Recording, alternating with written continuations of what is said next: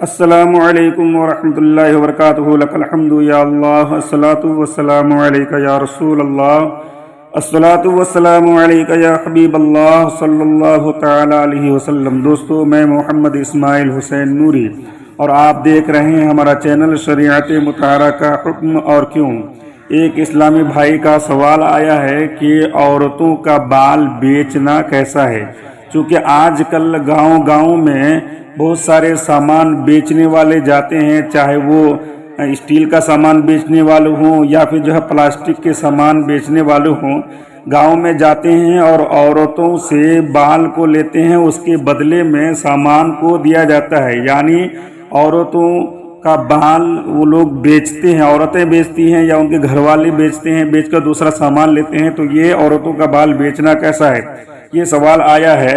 تو دوستو، اس کا جواب یہ ہے، اور دوسرا اس میں ایک سوال یہ بھی اس میں درج ہے کہ بہت ساری عورتیں، بہت ساری لڑکیاں آج کل ماڈل زمانہ ہونے کے بعد بال کو کاٹ دیتے ہیں اور ہلکا بال رکھتے ہیں۔ تو بالوں کو کاٹنا کیسا ہے؟ کیا عورتیں بال کو کاٹ سکتی ہیں، یا عورتیں یا لڑکیاں تھوڑا سا بال رکھ سکتی ہیں یا نہیں رکھ سکتی ہیں، باقی بال کو کاٹ سکتے ہیں یا نہیں کاٹ سکتی ہیں، یا اس کو بیچ سکتے ہیں یا نہیں بیچ سکتے ہیں؟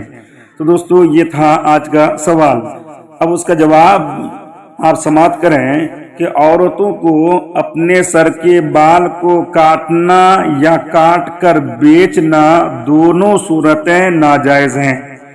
غور سے سنیے گا کہ عورتوں کو اپنے سر کے بال کو کاٹنا یا کاٹ کر بیچنا دونوں صورتیں ناجائز ہیں، البتہ اگر شرعی عذر ہو، شرعی عذر یعنی مجبوری، شرعی مجبوری اگر ہے، مثلا علاج کی غرض سے بال کٹوانے ہوں، یعنی بیماری ہے اور ڈاکٹر نے بال کٹوانے کے لیے کہا ہے، تو مجبوری ہے، تو شرعی مجبوری کے بنا پر یعنی علاج کے غرض سے بال کٹوانے ہوں، یا بال اتنے لمبے ہو جائے کہ سرین سے بھی نیچے ہوں، یعنی اتنا لمبا ہے کہ کمر کے نیچے، یعنی سرین جو پچھواڑا ہے اس کے نیچے بھی بال اگر پہنچ گیا ہے اور عیب دار معلوم ہوں، تو زائد بالوں کا کاٹنا یہ کیا ہوگا؟ جائز ہوگا۔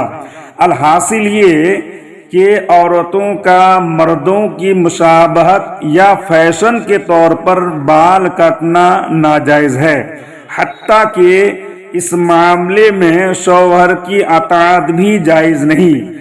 مطلب یہ ہوا کہ اگر شوہر کاٹنے کی اجازت دیتا ہو یا کاٹنے کے لیے کہتا ہو، تو یہاں پر شوہر کی بھی بات نہیں مانی جائے گی، اور اس میں شوہر کی بات نہ ماننے پر عورت کو کوئی گناہ نہیں ہوگا۔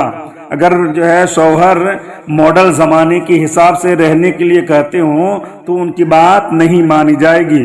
حضور صدر شریعہ علامہ امجد علی علیہ رحمہ بہار شریعت میں تحریر فرماتے ہیں کہ عورت کو سر کے بال کٹوانے، جیسا کہ اس زمانے میں نصرانی عورتوں نے کٹوانے شروع کر دیے ہیں، یہ کیا ہے؟ ناجائز و گناہ ہے، اور اس پر لعنت آئی ہے۔